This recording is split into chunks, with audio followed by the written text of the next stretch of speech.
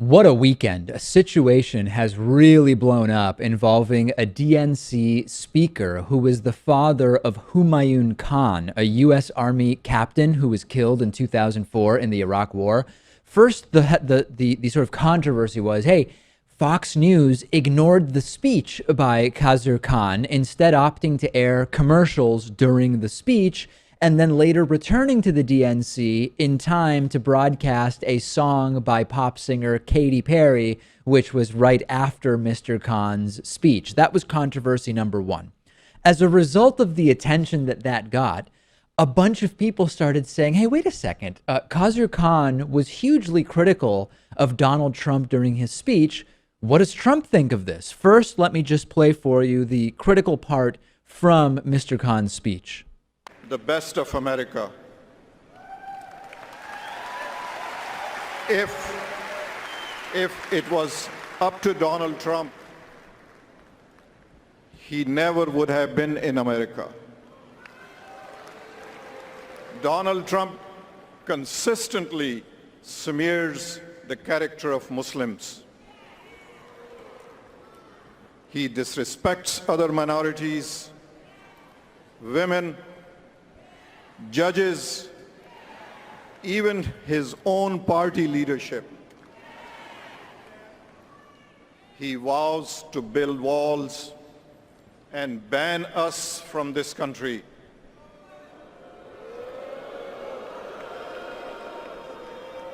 Donald Trump, you're asking Americans to trust you with their future.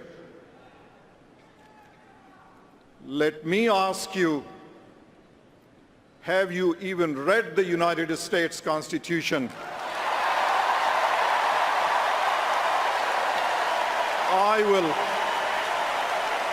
will gladly lend you my copy.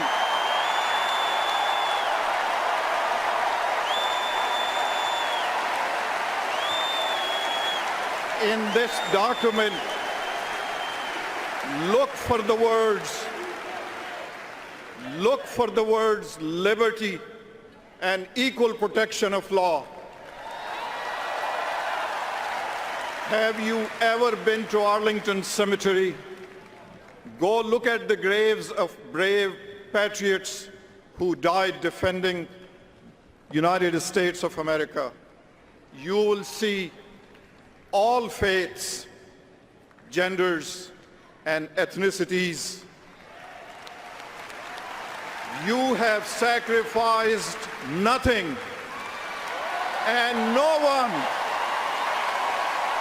This was a very, very good speech, although I think my analysis is going to leave both lovers and haters of Trump upset to some degree, and I'm okay with that. So first of all, Khan was spot on in terms of what he said about Donald Trump, and Trump's reaction has been absolutely disgusting. We knew Trump's character was a really, really ugly thing. I mean, he did mock a reporter with a disability in a very, very crude fashion. We know it's totally gross. Trump went on ABC this morning, not this morning, but the program called This Morning, and he said the following.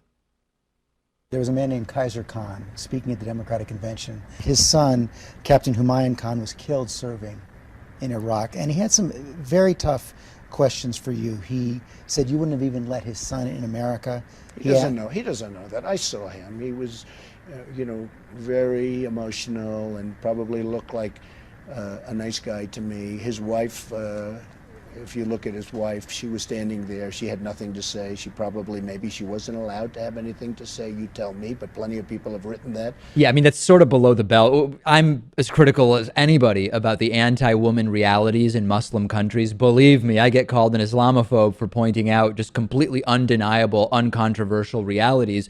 But how is that a response? It's not really responding to the content of it, which Trump kind of does a little bit later. And here is where it really goes totally off the rails. Here is Donald Trump saying, actually, Khazir Khan is wrong. He did make sacrifices. Things going on, and it's not good. He said you have sacrificed nothing and no one. Well, that sounds, who wrote that? Did Hillary's scriptwriters write it? How would you answer that, Father? What sacrifice have you made for your country? I think I made a lot of sacrifices. I work very, very hard. I've created thousands and thousands of jobs, tens of thousands of jobs. I think those are sacrifices? Oh, sure, I think there's sacrifices. I think when I can employ thousands and thousands of people, Yeah. take care of their education, take care of so many things, even in military. I mean, I was very responsible, along with a group of people, for getting the Vietnam Memorial built in downtown Manhattan, which to this Creating jobs is a sacrifice. Helping to build a Vietnam War memorial by making some phone calls is a sacrifice. I don't know that Trump knows the definition of sacrifice, although I read once that Trump had to stay at a hotel with a really bad minibar and no on-demand movies whatsoever, and he barely got through it. I mean, really. Now, let's say for a second we grant that building a Vietnam War memorial and creating jobs are sacrifices, which they obviously are not. Khazar Khan was clearly talking about sacrifices made in defense of our country, and Donald Trump has made none of those sacrifices, as did Humayun Khan. The answer is that there are no such sacrifices that Donald Trump made. And we know that Trump doesn't respect members of the military. He talks about the military as an entity. He's pro-military, blah, blah, blah.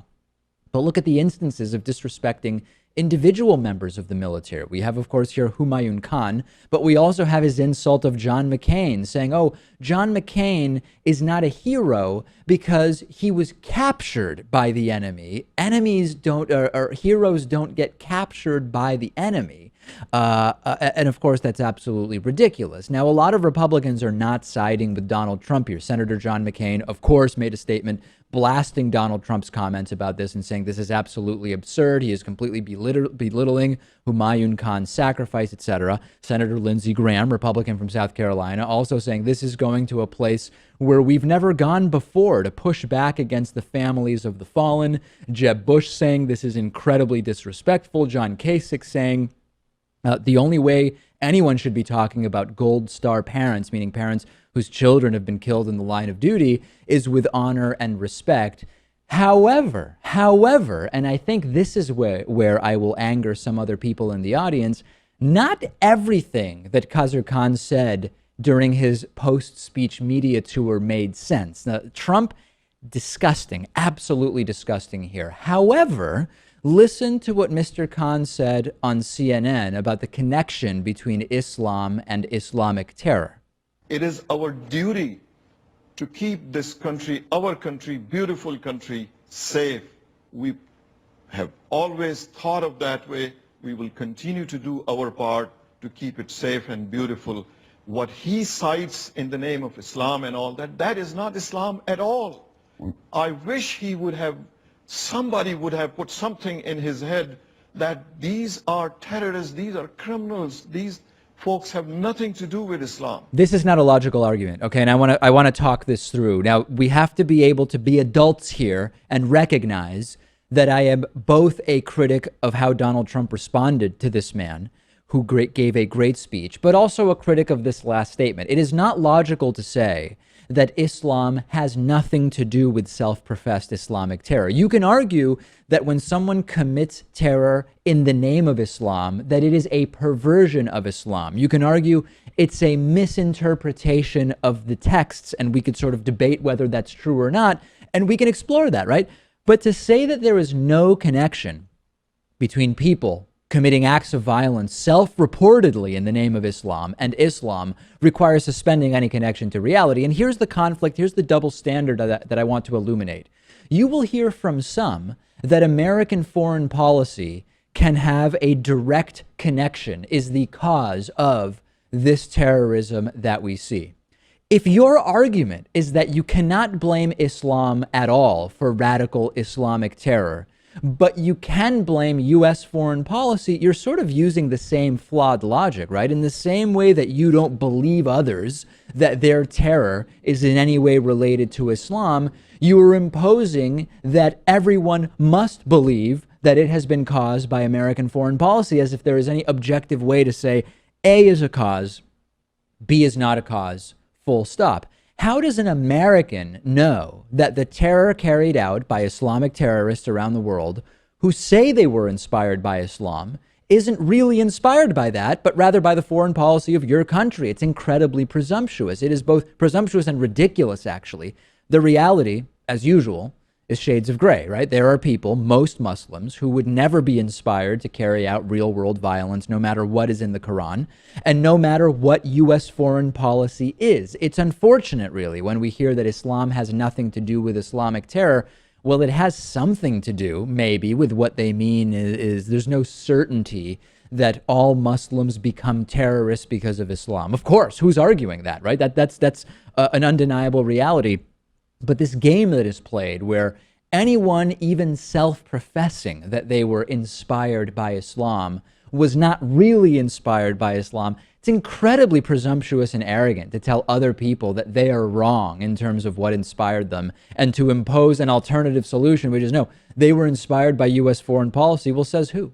In what way can you say that that is definitively true and what they claim inspired them is not true? Really doesn't make any sense. So Trump, absolutely disgusting. The idea that Islam has nothing to do with terror committed under the name of Islam also makes absolutely no sense. 2 years ago, you might remember, this was kind of like one of the biggest stories on corporate and independent media every single day for several weeks. Russia made incursions into Ukraine, including this very controversial annexation of Crimea. Roughly 10,000 lives have been lost as a result of the ongoing violence. Now, you might expect that the Republican nominee, Donald Trump, would have, I don't know, some semblance of a working knowledge of what's going on in Ukraine. Trump was on ABC's This Week with George Stephanopoulos over the weekend, and he was asked about this conflict. If you're expecting to see anything even resembling insightful opinion on what's going on there, forget it. It's not even clear that Donald Trump has a passing awareness of what the hell was going on over the last 2 years in that part of the world. You'll remember that the Trump campaign pushed a little bit more of a pro-Russia Republican platform 2 weeks ago. And that's sort of part of what's building this picture that Donald Trump may be more connected to Putin and the Kremlin and Russia than maybe would be advantageous for him in terms of the upcoming election. And he was asked about this. That was sort of the context. George Stephanopoulos said, hey, so, you know, your campaign, you pushed for a lighter touch when it comes to Russia in the Republican platform. It's already hilarious just with Trump's first response. Take a look. Why did you soften the GOP platform on Ukraine? I wasn't involved in that. Honestly, I was not involved. Yeah, I was not involved in that. I'd like to, I'd have to take a look at it, but I was not involved. Do you know what they did? They softened it, I heard, but I was not involved. So let me see if I get this straight. Your campaign, which speaks for you, presumably the campaign is a representation of you, makes changes to the Republican, it asks for changes to the Republican platform, which softens the stance on Russia. And when you're asked about it, the first thing you said is, I wasn't involved in that at all. And I've only heard in passing that my campaign, which works on behalf of me, has softened. So basically you're saying you're a puppet. You're admitting that you're a puppet. You're not even aware of what it is your campaign do. You have a passing knowledge of what your campaign did. Your people are doing things that you're not involved in, nor understand, nor seemingly have an informed opinion on. Great leadership from the master at building organizations, right? I mean, this is just ridiculous. Now let's continue. And this is where it starts to get even more nutty. They took away the part of the platform calling for provision of lethal weapons to Ukraine to defend themselves. Why is that a good idea? Look, you know, I have my own ideas. He's not going into Ukraine, okay? Just so you understand. He's not going to go into Ukraine. All right, you can mark it down, you can put it down, you can take it anywhere you want. Wait a second, Donald.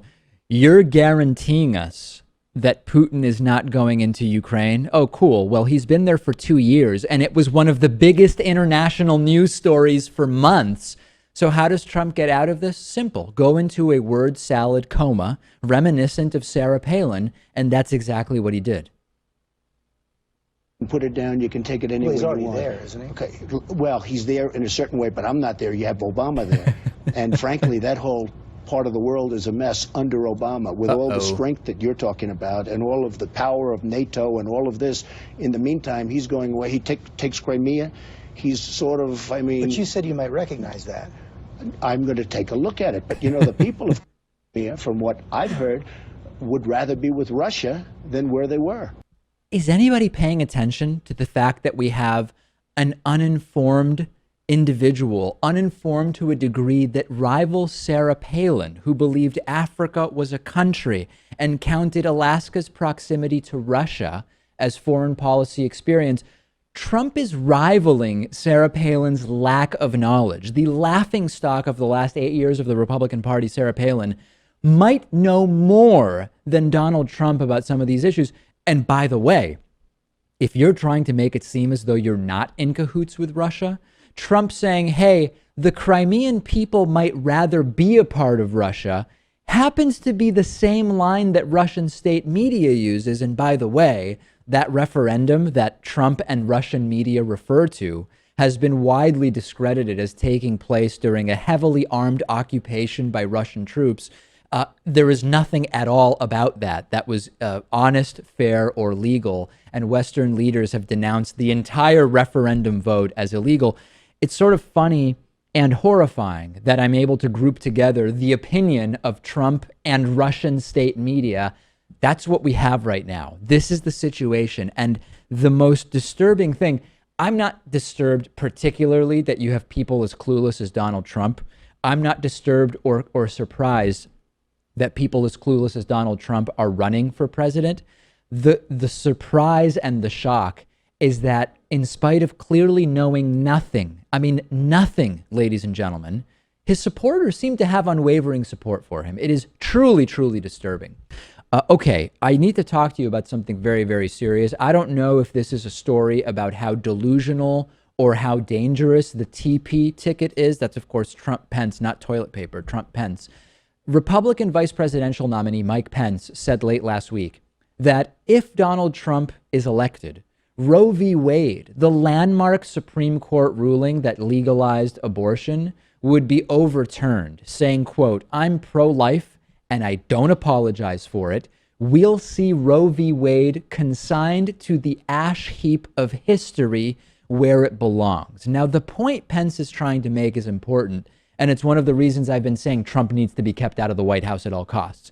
If Roe v. Wade is going to be overturned, it will be the result of a very, very conservative Supreme Court. Now, how would the Supreme Court get so conservative? Well, if Donald Trump becomes president and names Supreme Court justices from that extremist, lunatic, crazy list that was provided to him by right-wing think tanks. This is what Donald Trump would do. And Mike Pence is reminding us that elections have huge consequences in terms of the Supreme Court. Remember that in the 4 years expected to be governed over by the winner of this November's presidential election, there could be 3 or 4 Supreme Court justices nominated, okay? Now, to be clear, in reality, it would be tough even with a Supreme Court that is quite conservative to overturn Roe v. Wade in 4 years. Roe v. Wade was decided on due process grounds. You can't just come in and circumvent that by passing another law. Theoretically, you would have to pass a law, someone would sue, the courts would strike it down, and then when you got all the way up to the Supreme Court, they'd have to change their minds on the issue and flip about 50 years of case law, okay? But let's put that aside for a second because many of Trump's ideas are delusional and not based in reality. The fact that this is even being discussed as a worthy goal is disgusting. When I say that the Supreme Court is a hugely important consideration, our viewers sometimes say, well, I don't care about that. I want to do a protest vote or vote for a third party, or I might stay home. People write to me, they say, oh, Trump wouldn't be that crazy with the Supreme Court. He's just pandering, whatever. Can we really take that chance? If they are talking about overturning Roe v. Wade, which has been a part of American society since 1973, everything is on the table, and dangerously so. I don't want to hear this garbage about, oh, David, you know that you're being alarmist. There's not going to be that big of a difference on the Supreme Court if it's Trump or Hillary. You know, they're the same on so many issues. Now, they're actually quite different on many issues. This is a separate question from is Hillary as progressive as I want her to be? Obviously not. I mean, no, there's no doubt that the answer is no. But I guarantee you, Hillary is not going to pick lunatic conservatives suggested to her by the Heritage Foundation or the American Enterprise Institute. I'm sorry, it's so insane. I don't remember exactly who it was at this point. That is a practical and empirical and tangible difference. And If you're even talking about overturning Roe v. Wade as a result of the appointments you will make to the Supreme Court, then we are living in Looney Tunes, Cocoa Puffville, and this is the danger that we all need to be aware of when we think about, well, maybe I'll stay home, or maybe I'll protest by writing in my cousin or something like that. No, no, no, no, no. This is hugely, hugely dangerous. What a show today. Big, big news in the presidential race. The big question post-RNC, post-DNC, was what would happen in the polls. Would Donald Trump's incredible performance on the last night of the Republican convention inspire new voters and new followers and give him an insurmountable lead over Hillary Clinton? Or would that not happen? Typically, there is a convention bump for both candidates. And the most interesting question is whether we will end up after the Trump bump and after the Clinton bump in the exact same place where we started before the two conventions. And the answer is decidedly no. Hillary Clinton has opened up leads in 7 of 8 recent major polls. Before we look at all of the polling data, I'll sort of tell you anecdotally, one of the first or second of these new polls that came out post-convention was a Reuters poll. Republicans saw it. They said, oh, this poll is garbage. It is drastically oversampling Democrats by 10, 12% relative to the proportion that they actually represent of the electorate. It had Hillary at +5, and Republicans were going nuts about it for 24 hours until multiple other polls confirmed equal or bigger leads for Hillary Clinton. So let's take a look at the numbers. This is the two-way race. And as you will see, starting with that Reuters poll near the bottom of the screen and going up through an NBC News poll that has Hillary Clinton at +8, one LA Times poll has it at Trump +2, and otherwise, all of the other recent post-convention polls have given Hillary Clinton between a 3 and 9 point lead over Donald Trump nationally. And you will notice the 9-point lead is the most recent poll. That is the CNN ORC poll. The average at the bottom of the screen, the average of recent polls from Real Clear Politics has a 4.4% lead for Hillary Clinton, of course, taking into consideration margins of error for these polls individually, the fact that we are averaging them. What we can say is it appears as though Hillary Clinton is consistently somewhat ahead of Donald Trump. Now, we can speculate about the reasoning for this bump. A bad RNC, Trump insulting a Gold Star military family, a good DNC, whatever. But there are some really, really interesting numbers to look at within this latest CNN ORC poll. To pick just one poll and look at it a little more closely to see if we can figure out the internal dynamics of what is driving this bump for Hillary Clinton, Hillary Clinton has made noticeable gains among two important groups. Number one, independents, and number two, Bernie Sanders supporters. Let's talk first about those independent voters.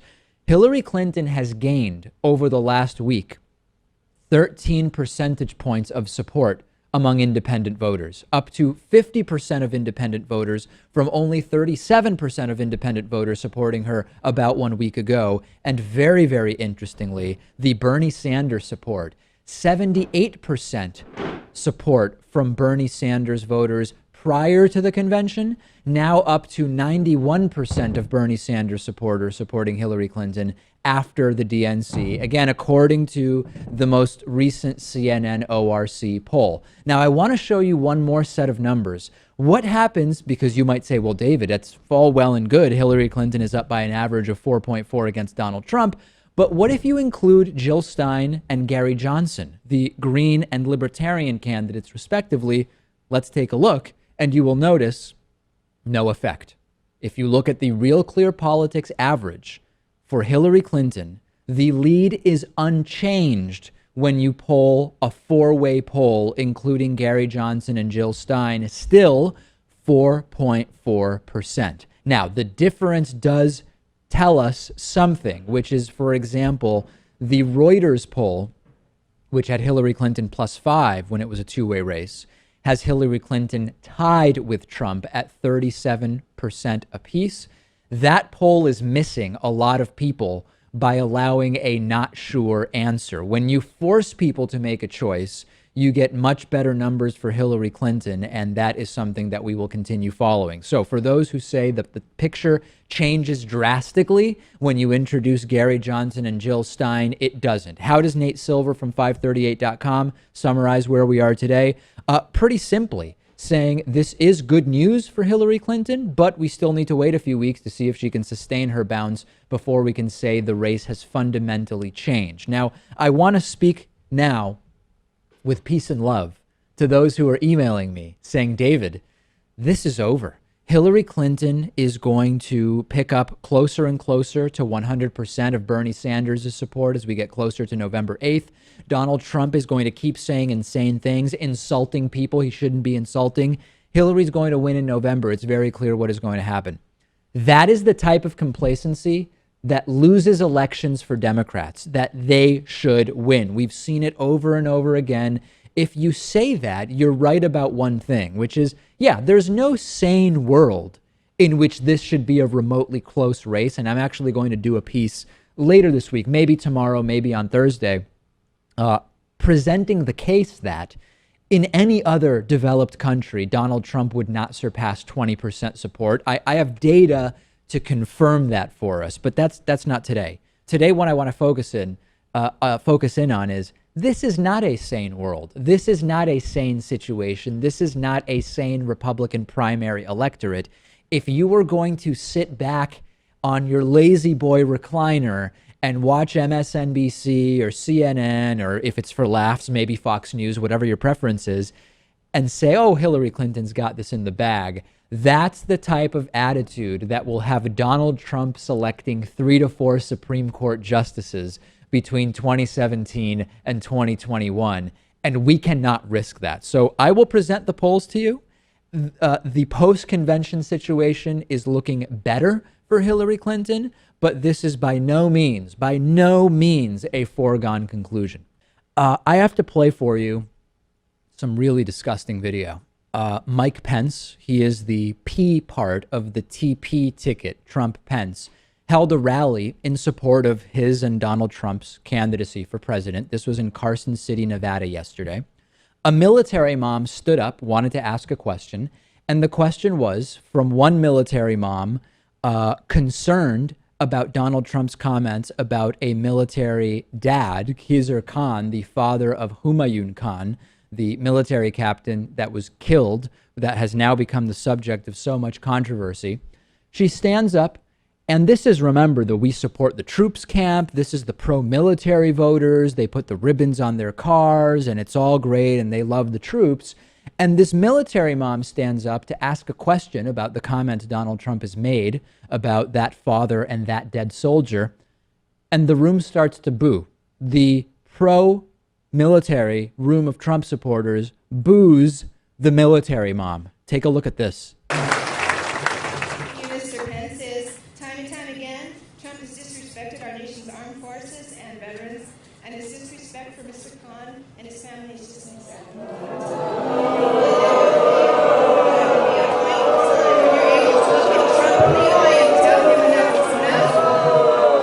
You have a son in the military. How do you tolerate his disrespect? Well, I thank you for the question. It's all right. It's all right. Folks, that's what freedom looks like, and that's what freedom sounds like. Okay? Let me just say first, I want to honor your son's service to the country and your family's service to the country. So in his defense, Mike Pence has actually been handling this far better than Donald Trump. He's sort of become the cleanup guy at this point. Do you understand the sickening, ridiculous reality of this? The people who say loudly that they support the troops hear a military mom ask a serious question about respecting our troops, and they boo that. It is absolutely inconceivable. Mike Pence insisted that his running mate, Donald Trump, would stand with the military if elected. No evidence that that would happen. He said, I have never spent time with someone more devoted to the armed forces of this country. If Donald Trump is the most devoted guy to the armed forces you've ever been around, there's a real problem. This is the guy who deferred his Vietnam service repeatedly, disrespected former prisoner of war and military veteran John McCain, did not donate all the money to veterans that he claimed he did, and hideously, disgustingly disrespected the Khan family. Real room full of patriots right there, shouting down, booing the military mom. And has anyone noticed that Mike Pence is sort of the default cleanup guy now for the Trump campaign? He has to show up. And although I'm not predicting this, I wouldn't be shocked if Mike Pence stepped down as VP. He'd probably be prevented from doing it because it would look really bad. But if he continues to just have to defend or reframe absolutely vile comments from Donald Trump, I really don't get where it is that this is going to go. We have breaking news out of the Middle East. We are now bombing ISIL in Libya with both armed U.S. planes and unarmed U.S. drones. A quote out of the region: the first airstrikes were carried out at specific locations in Sirte. The militants seized the Mediterranean coastal city of Sirte last year. It has become their most important base outside of Syria and Iraq. So these strikes started yesterday. They were authorized by President Obama. They hit an Islamic State tank and 2 vehicles that posed a threat to forces aligned with Libya's GNA. This was the 3rd U.S. airstrike against Islamic State militants in Libya, but U.S. officials are saying that they're not mincing words here. They are saying, yes, this is the beginning of a sustained airstrike, not just an isolated strike. This was recommended by U.S. Secretary of Defense Ash Carter to President Obama, and he did indeed order these strikes after that recommendation. There is an estimate. I've read 2 estimates basically about the number of ISIS Islamic State fighters in Sirte. One estimate said under 1,000. Another estimate said several hundred. I guess that suggests anywhere from 300 or 400 up to 900 or so fighters in this region. Now, a really interesting question that is coming up, and a few people have emailed me and tweeted me about this. David, what's the legal structure of these strikes? Is this a war? We've talked about how rarely there is actually a declaration of war. Is this authorized by some kind of prior action? This is absolutely fascinating. Peter Cook, who is the Pentagon press secretary, said that the legal authorization for the Sirte strikes actually came from the authorization for use of military force against the perpetrators of the 9/11 attacks nearly 15 years ago today. This is part of this structure that we've established, where now this Libyan action is linked to the authorization of force issued after 9/11. Now, there's sort of 2 sides to that. One is this is the problem. Without actually declaring war, without actually seeking that authorization, we have this broad authorization of military force, and it is now being applied nearly 15 years later to conflicts that seemingly are disconnected from 9/11. But there's another side to that, right? Because if you consider that the U.S. went into Iraq based on a faulty intelligence case, no doubt, because of the perceived or supposed connection of Iraq to 9/11. We now know that wasn't true. And if you then realize that the Islamic State has risen in the vacuum and instability created by that harebrained decision by George W. Bush's administration to go into Iraq in the first place, there's actually somewhat of a direct line you can draw between the authorization of force after 9/11 and using that to go after ISIS, the Islamic State, in Libya today. It's insane because it shows us the scope and importance and sort of significance of these authorizations to use military force. But at the same time, you actually can make a case that it is related. There's another thing I want to mention here, and I've said this very clearly several times now. ISIL, ISIS, the Islamic State, Daesh, call them what you like, they will be operationally eradicated in Syria, Iraq, and Libya, likely within 12 to 18 months. We know how to do that. It's relatively straightforward for militaries at our level of sophistication. That's not going to solve the problem of Islamic State extremism and individual acts of terror like we've been seeing in Europe, like we've been seeing in the United States, like we've been seeing in different areas.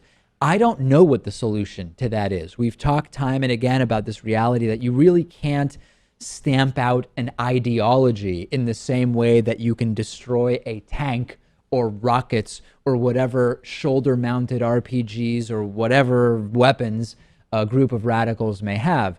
There are more and more groups that believe a community-based approach is necessary to tackle the extremist ideologies underlying the Islamic State. And the sort of gist of it is you support the broader Muslim community and encourage them to defeat extremist ideologies from the inside out by sort of showing that there is no space for them, by showing that they will not be tolerated, and build a moderate voice to take on the extremist ideology internally. It sounds good, right? But I mean, it's easier said than done. Others say the path forward is you support secularism. And I want to speak very clearly here. Secularism, not atheism. Secularism meaning everybody is still free to practice their religion.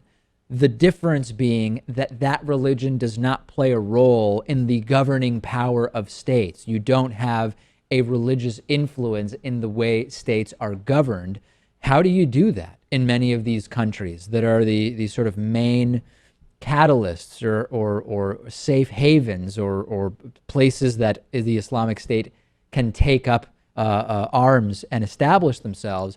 I don't know, practically speaking, how you do that. It could be effectively impossible, but we are going in the direction, and these strikes support what I've been saying now for several months, that it is very, very likely that within 12 or at the most 18 or so months, the operational strongholds of the Islamic State in Syria, Iraq, and Libya are not going to be there, but this may only engage even more of these isolated incidents that we have been seeing in Europe and in the Americas. I am opening it up to you and would love to hear from you what your ideas are in terms of tackling the ideology. And I'll tell you right now, if what you're going to email me and say, email me and say, the only problem, David, is U.S. foreign policy, and that is the lone catalyst for what we are seeing, I reject that completely, in the same way that I reject completely that merely the religious teachings of Islam alone are responsible. I don't think either of those approaches really make sense in a world where you cannot simply draw a direct line between one action and what we are seeing in terms of the Islamic State and extremism. Send me your thoughts about this. I'm on Twitter at @dpakman. Donald Trump just doesn't get why, if he were president, he couldn't go around nuking people if he wants. We have very disturbing video of Joe Scarborough on Morning Joe, an MSNBC show, disclosing that he was told that Donald Trump 3 times during one session just asked, well, why can't we just use nuclear weapons? I'm going to play the clip for you. It is very disturbing, and even more disturbing, at the end of the clip, you will actually hear a military expert say, you know, the system is designed for whoever is president to be able to launch nuclear weapons pretty damn quickly if they make the decision that they want to. Take a look at this. Several months ago, a foreign policy expert on the international level went to advise Donald Trump, and 3 times he asked about the use of nuclear weapons. 3 times he asked, at one point, if we have them, why can't we use them? Right. That's one of the reasons why he just doesn't have foreign policy experts around. Trump asked 3 times. 3 times in an hour briefing, why can't we use nuclear weapons? With that. Be careful, America, and be careful, Republican leaders. So, General Hayden, your party is blowing up. I want to ask one more time, and and it may be classified, but the steps. Donald Trump decides to use a nuclear weapon. What is the time frame between his decision and when the nuclear weapons are launched? Joe, it's scenario dependent, but the system is designed for speed and decisiveness. It's not designed to debate the decision. This is terrifying. I mean, this is legitimately terrifying in a way that we haven't seen since the collapse of the USSR and the end of the nuclear arms race. There's always a risk of some rogue state getting a bomb or figuring out how to make a bomb. It's sort of part of why the Iran deal was hugely important. But an American president who during a briefing in 1 hour is told 3 times, hey, here's a problem that you should be aware of. Oh, could we use a nuke there? Here's a second problem you should be aware of. Oh, and what if we just used a nuke to solve that problem? Here's a third problem you should be aware of. You know what sounds like the solution to that problem? Nuclear weapons. This is effing horrifying, Lewis. I don't know of any other way to put it. I'm starting to wonder if Trump even understands how powerful these weapons are and what the effects of these weapons are. Maybe he just doesn't even understand that. Well, he doesn't understand much. So it stands to reason he also doesn't even understand what nuclear weapons are. And I know you and I, Rachel, have talked about the reality that Hillary Clinton is not as left as I would want. She's not as left as you would want. But she's not confused about why we can't just start nuking people. There are relevant differences between the candidates, even on foreign policy. Yeah, there's a big difference because she introduced the Dirty Bomb Act in 2005, trying to increase security of radiation sources as opposed to saying, okay, let's just take them all out, let's increase everything, and this is going to be a full-on nuclear war. When you think about President Obama's comment that Donald Trump is unfit to be the president, when you think about Hillary Clinton's comment that he is temperamentally not qualified to be president, this is the stuff that we're talking about. And I know that I get frustrated. I assume you guys do too, when people say there effectively is no difference between Hillary Clinton and Donald Trump. Well, the fact that Hillary is not Bernie doesn't mean that Hillary is Trump. And that has never been more clear than after hearing this. Yeah, this should wake some people up. Okay, maybe things won't change on Wall Street.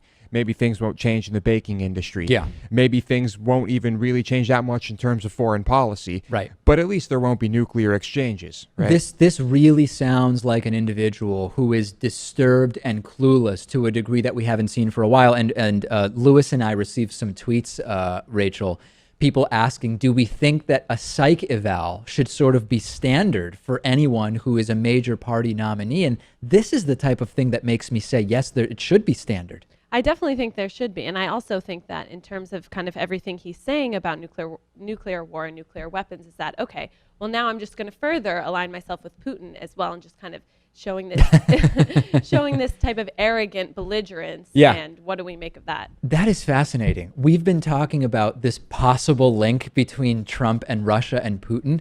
What is more belligerent and arrogant and Putin-like than saying problems? Nukes, those are the solutions. If ever Trump has sounded more like Putin, it is this type of thing. It actually is probably an insult to Putin. This probably goes beyond Putin to some degree. Well, if Trump were to become president, what would be the difference between him and Putin? I mean, Putin rides on horses shirtless and does judo. Trump rides in his chopper. Yeah, but they're both rich white guys who seem to be incredibly arrogant and full of themselves.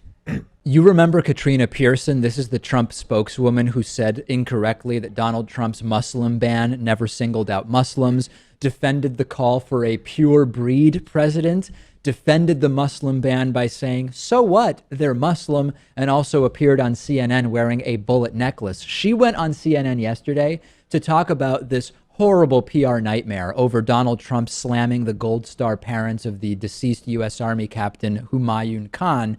And she went with the strategy of blame Obama no matter what. This was an interview yesterday with Wolf Blitzer. I was Lewis at the gym on the elliptical, and I almost flew off the elliptical when I saw this because it was so crazy.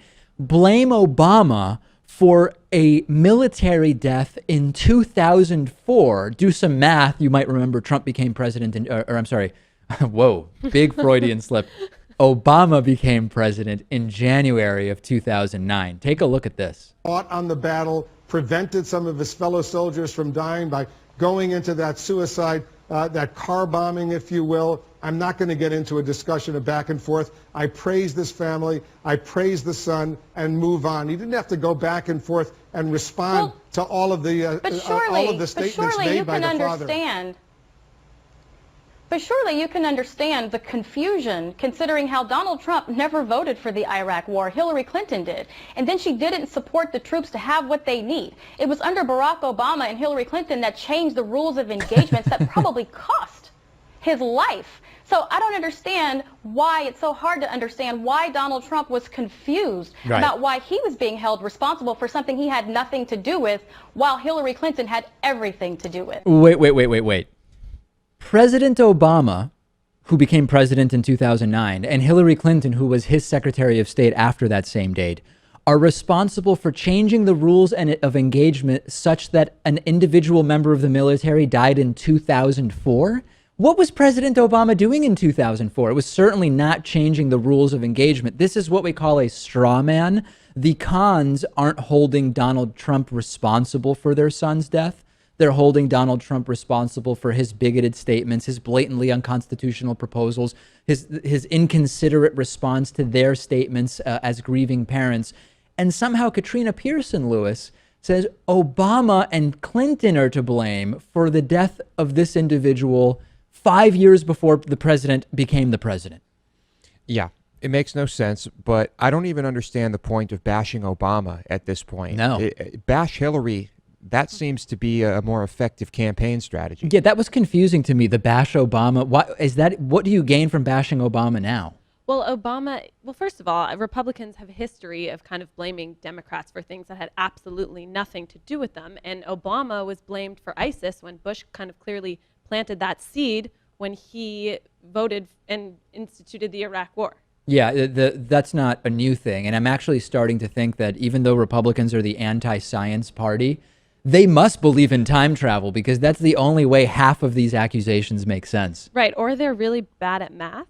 Well, absolutely, they're bad at math. There's no if there, Lewis. I mean, naive Rachel thinks it's possible Republicans might be bad at math. They're bad at math, but they're somehow masters at manipulating statistics. Yeah. Right.